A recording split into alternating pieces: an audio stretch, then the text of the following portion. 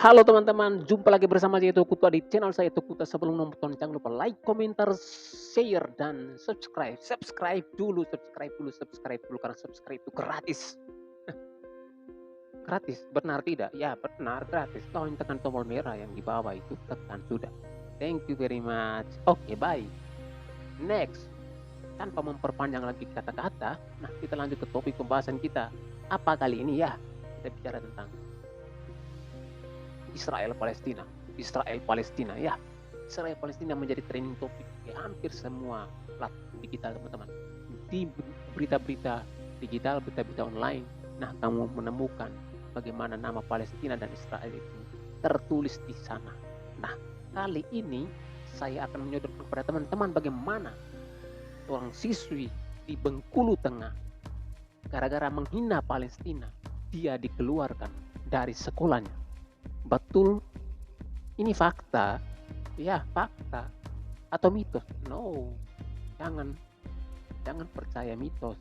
Harus percaya juga. Oke, tapi ini fakta ya teman-teman. Oke, percaya saja. Nah, oke baik.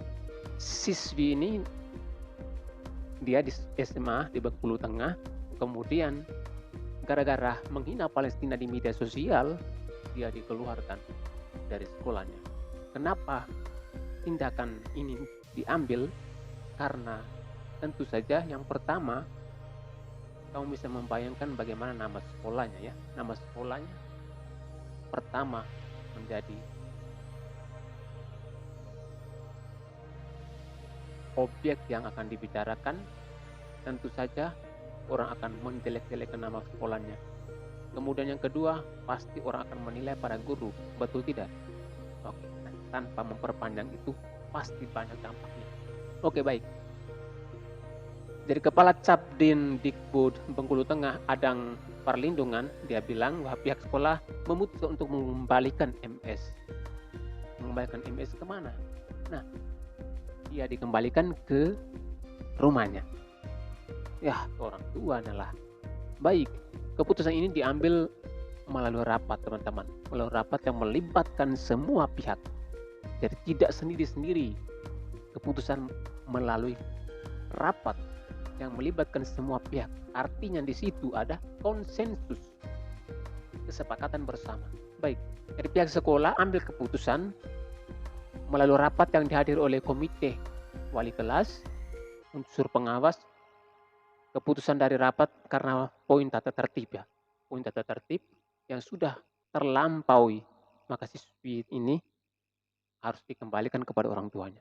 Itu menurut Adang. Ya, kapan dia katakan? Hari ini 18 Mei 2021. Dari sebelumnya itu sebenarnya video MS ini memposting video berisi ujaran kebencian berupa hinaan dan ajakan untuk membantai warga Palestina. Bayangkan, ini seorang siswi SMA. Nah, kita bisa dapatkan bukan ini saja kasus-kasus hampir semua, banyak kasus yang kita alami, apalagi sebelumnya terkait tenggelamnya kapal motor kapal selam KRI Nanggala. Kita temukan begitu banyak orang-orang yang boleh kita katakan tidak tahu menempatkan diri di media sosial. Baik teman-teman, tentu saja dari videonya ini dia dikeluarkan. Video yang diunggah pada tanggal 15 Mei ini mendapat kecaman banyak dari para netizen. Tentu saja orang pasti menghina balik siswi ini dan mengatakan bahwa itu buruk dan lain sebagainya. Pasti dampaknya sangat luas.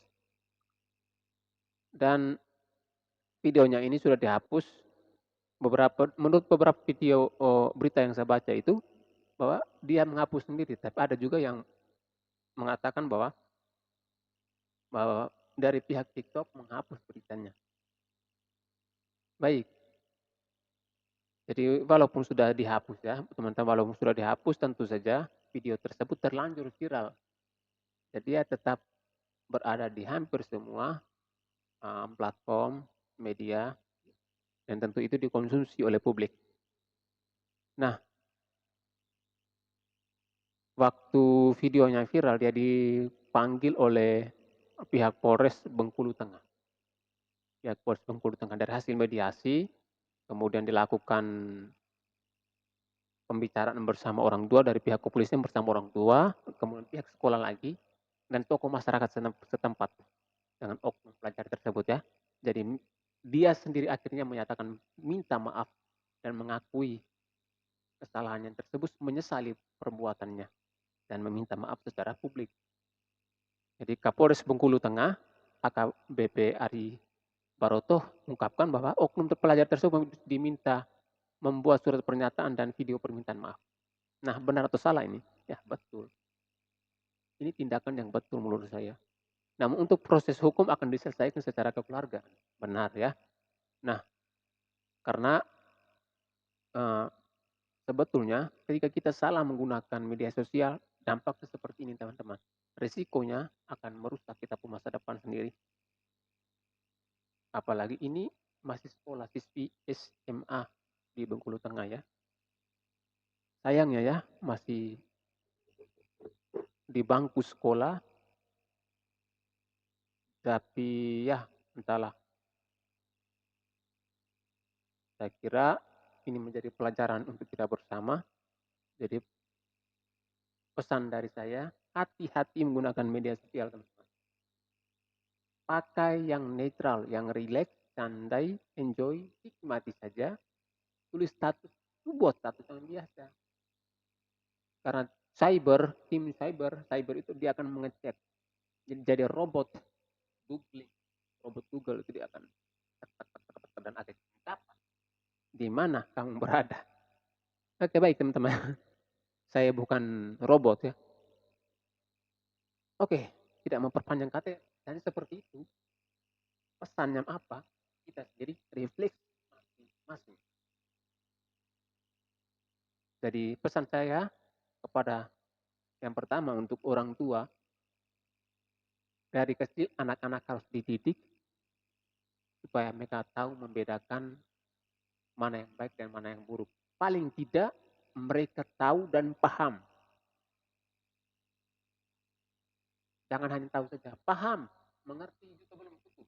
Harus paham teman-teman. Pahami mana yang baik dan mana yang buruk. Yang baik buat, yang buruk hindari. Hindari. Itu yang perlu orang tua lakukan. Dan itu harus dibina, dilakukan sedini mungkin dari mereka kecil. Sampai mereka sudah besar sekalipun, nasihat orang tua tetap ada, tetap diberikan. Orang tua yang melahirkan dan membesarkan kita. Kemudian yang kedua, pihak sekolah sebenarnya sudah bijak dalam hal ini menurut saya. Karena mereka mengambil satu sikap atas konsensus. Jadi tidak serta-merta langsung mengeluarkan. Kan? Berdasarkan berbagai macam pertimbangan, karena ini tentu saja yang mungkin barangkali yang pertama, dampaknya itu kepada sekolah lembaga. Yang kedua kepada guru. Nama baik guru ya. Dan dia bersekolah di sekolah tersebut. Kemudian dengan kasus yang demikian, maka sekolah punya gambaran buruk. Jadi publik akan menilai sekolah di situ saja nanti kita menghasilkan didikan-didikan yang tidak berkualitas. Seperti itu. Kemudian guru. Oh kan orang melihat yang kedua itu guru. Gurunya siapa? Kok ajar anaknya seperti itu? Benar ya, memang benar seperti itu. Dan kalau saya pun saya marah. Betul. Kemudian yang ketiga, dampaknya paling tidak itu secara nasional, bahkan bisa secara internasional. Karena apa? Kita buat nih, bukan hanya kita sendiri yang konsumsi. Dunia internasional yang mengkonsumsi. Seluruh dunia. Tentu saja orang Palestina pun tidak akan tahu. Bahasa Indonesia yang bisa ditranslate ke lewat Google kan gampang. Orang pasti tahu, oh dia ini jadinya bisa berakibat secara kerjasama bisa terganggu dan lain sebagainya. Apalagi Indonesia dan Palestina punya relasi persahabatan yang sudah dibangun sejak dulu. Nah, hanya itu saja pesan dan kesan dari saya untuk berita ini. Selamat malam.